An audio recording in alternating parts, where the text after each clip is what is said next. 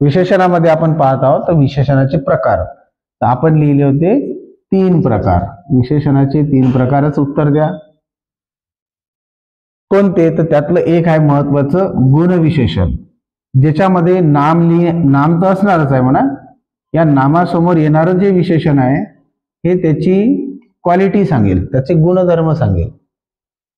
मग चिंच नाव आहे, पिकलेली, आंबट काही सांगू शकते. आंबा कच्चा आहे, पिकला आहे, हे आंब्याचे गुणधर्म सांगत आहेत ना.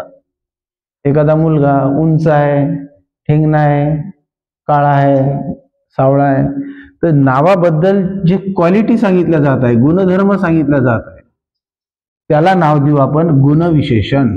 काय नाव देऊ? गुणविशेषण. सांगा बरं एखादं उदाहरण.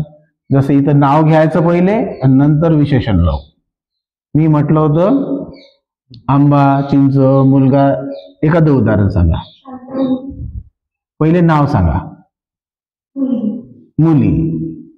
अनेक वचनी नाव आहे मुली. आता या मुलीबद्दल काहीतरी माहिती, तिच्या क्वालिटी बद्दल. हुशार मुली आहेत, शांत मुली आहेत, ती मुलींची क्वालिटी आहे. देखण्या मुली आहेत, अभ्यासू मुली आहेत, आपल्या वर्गात आहे तशा. तर अभ्यासू हा जो शब्द बनला हा गुणविशेषण मध्ये जाऊन बसला. तर गुणविशेषण हे अगदी सोपं आहे. नामाच्या अगोदर असा एक शब्द येतो आहे का जो त्याची क्वालिटी सांगतोय, गुणधर्म सांगतोय.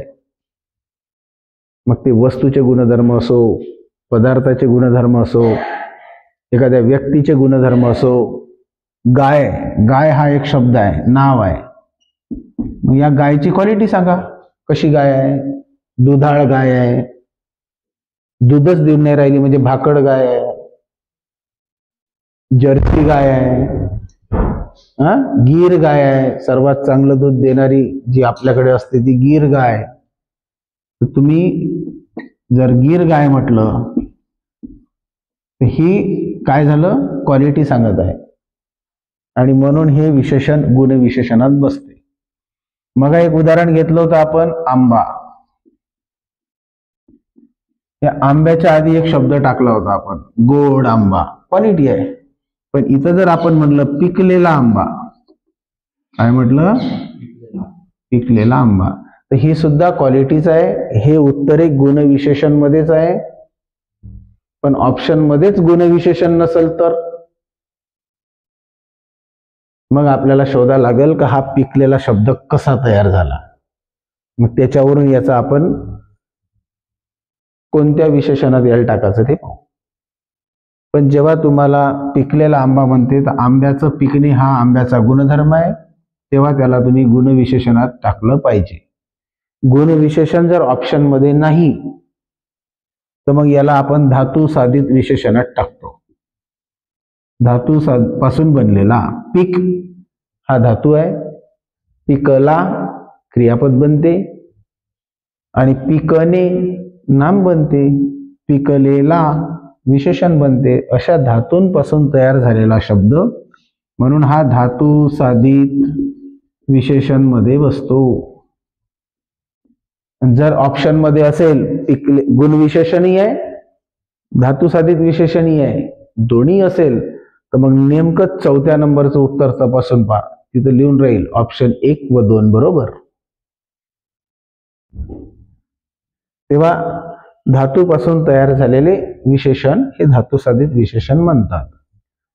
नदी. मग कशी नदी आहे? नदीसाठी तुम्ही काहीतरी क्वालिटी सांगा. स्वच्छ नदी, दूषित नदी, त्या नदीची क्वालिटी आहे दूषित, त्या नदीची क्वालिटी आहे स्वच्छ, निर्मळ नदी, पवित्र नदी. इथं तुम्ही कुठलीही क्वालिटी सांगा, ते झालं त्याचं गुणविशेषण.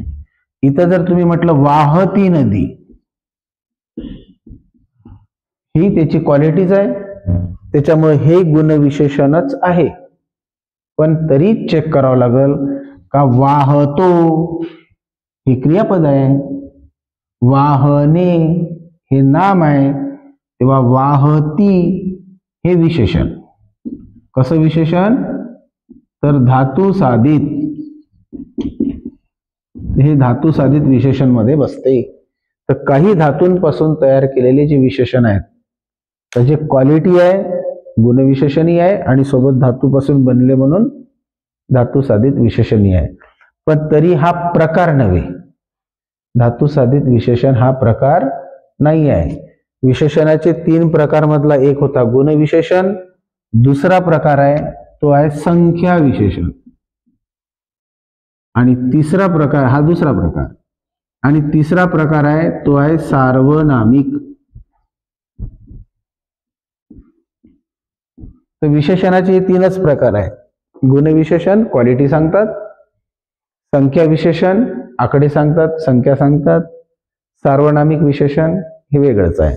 आणि हे जे धातू साधित विशेषण येत आहे हे विशेषण कायच्यापासून बनलं त्याच्यामुळे येत आहे, पण याला प्रकार समजायचं नाही.